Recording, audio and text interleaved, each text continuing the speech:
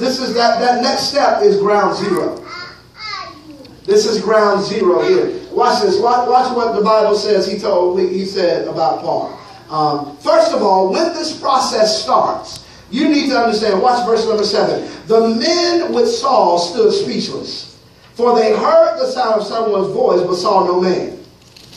So, in other words, watch this. There are people around you in your current sphere that when this process starts, they ain't going to know what to do. They're going to be speechless. They ain't going to have no words. Because the moment you start talking about, I don't want to do what I used to do. Right. The moment you start talking about, I don't want to do the things that I used to do, I don't want to go to the place and see, we think all that stuff is cliche, but it's true. Right. And the moment you start talking like that, folk around you are going to become speechless.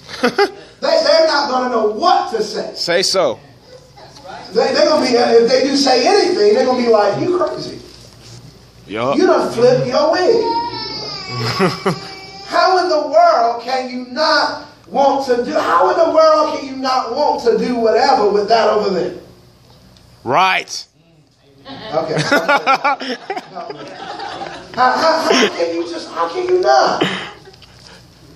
And so we get to a place of migration now because God is pulling on our spirit. And at this point, our spirit is starting to really come up through and overtake our flesh. Mm-hmm. And so if you can fathom that in your mind, that's a hard place to be. Mm-hmm. You're trying to pull something through something else that's solid. God is like literally, get this in your mind, God is literally reaching his hand from heaven, reaching down into your flesh and trying to pull your spirit out. Wow.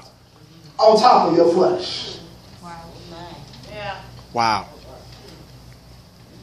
And so in order to do that, he says, all right, you got to get to a place now. And that place is ground zero. Ground zero. Watch Paul's ground zero. So Saul picked himself up off the ground, but when he opened his eyes, he was blind.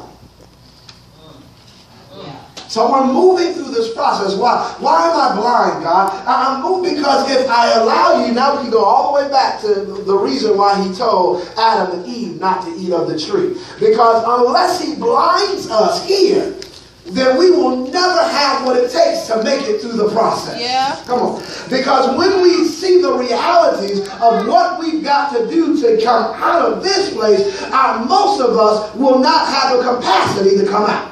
Yeah. Are y'all hearing me?